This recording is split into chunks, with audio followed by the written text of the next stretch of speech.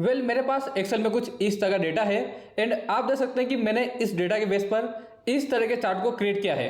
Then अगर मैं यहाँ पर इस परसेंटेज को चेंज करता हूँ तो आप देख सकते हैं कि यहाँ पर आइकन्स के अंदर भी चेंजेस आपको दिखाई देंगे इस तरीके से। अगर मैं यहाँ पर करता हूँ 20% तो आप देख सकते हैं कि हमारा जो मेल है वो इस तरह से दिखाई दे रहा है। देन अगर आप 90 प्रेस करेंगे तो आपको यहाँ पर आइकन्स इस तरीके से दिखाई देंगे। अगर 60 प्रेस करते हैं तो इस तरीके से, देन 100 करेंगे तो इस तरीके से आइकन्स आपको दिखाई देंगे। सो अगर आप भी एक्सेल में इस तरह से चार्ट आइकन्स को क्रिएट करना चाहते हैं तो इस वीडियो को एंड तक जरूर देखिए। चलिए बिना टाइम वेस्ट किए हम इस वीडियो को स्टार्ट करते हैं। सो आप देख सकते हैं कि यहाँ पर मैंने एक सिंपल सा डेटा टाइप किया है जिसमें कि यहाँ पर हमने 2 कॉलम्स लिए हैं, मेल एंड फीमेल। देन यहाँ पर हमने उनके परसेंटेज को टाइप किया है। अब इस डेटा के बेस पर हमें यहाँ पर चार्ट को क्रिएट करना है। तो चार्ट को क्रिएट करने के लिए हमें सबसे पहले जरूरत पड़ेगी आइकन्स की। तो आइकन्स को इंसर्ट करने के लिए आपको यहाँ पर आ जाना है इंसर्ट टैब में। देन यहाँ पर आपको ऑप्शन दिखाई देगा आइकन्स, इसके ऊपर आप क्लिक कीजिए। देन यहाँ पर आपको दिखाई देगा सर्च बॉक्स, यहाँ पर आप टाइप कर दीजिए पर्सन, या फिर यहाँ पर आप मेल एंड फीमेल टाइप करेंगे तो भी आपके सामने इस तरह के आइकन्स आपको दिखाई देंगे।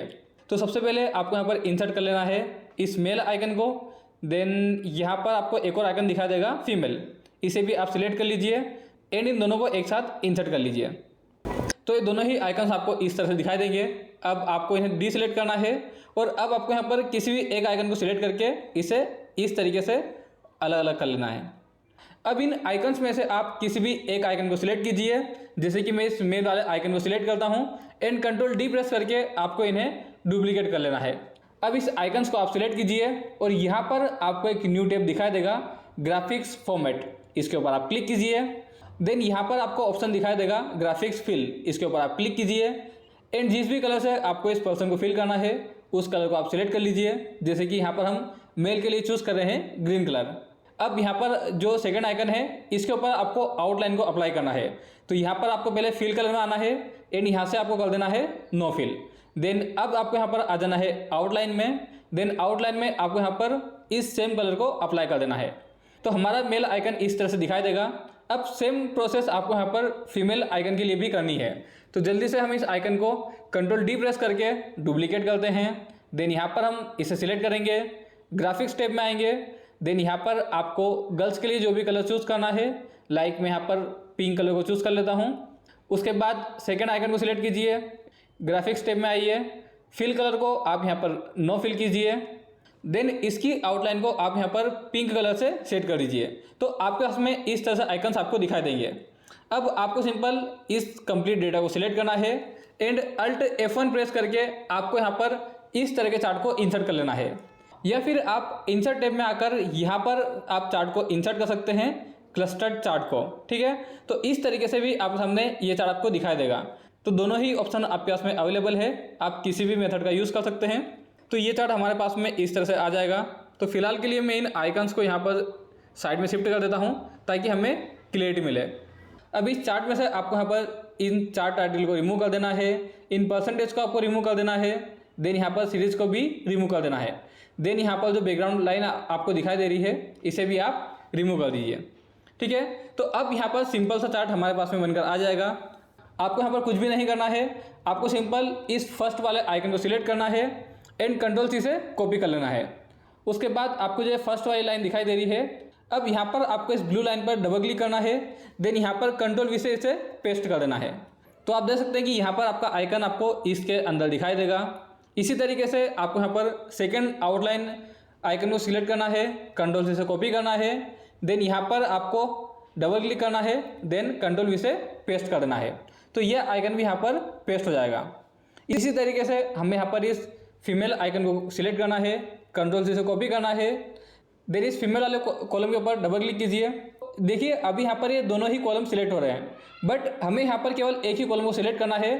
तो आप इस कॉलम के ऊपर फिर से डबल क्लिक कीजिए। तो अब यहाँ पर सिंगल कॉलम सिलेक्ट हो जाएगा, कंट्रोल वी से पेस्ट कीजिए। इसी तरीके से आउटलाइन आइकन को सिलेक्ट कीजिए, इस पर आप डबल क्लिक कीजिए, देन कंट्रोल वी से पेस्ट कर दीजिए। तो इस तरीके से यहाँ पर हमारे आइकन्स इस तरह से दिखाई देंगे।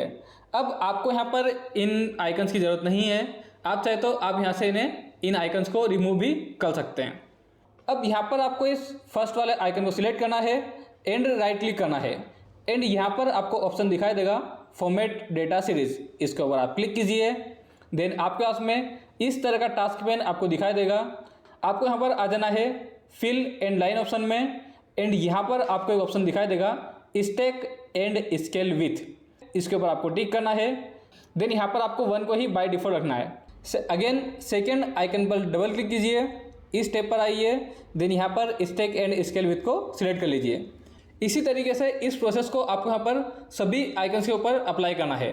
तो अगेन मैं इसके ऊपर भी डबल क्लिक करता हूँ, इस पर आते हैं स्टैक एंड विथ।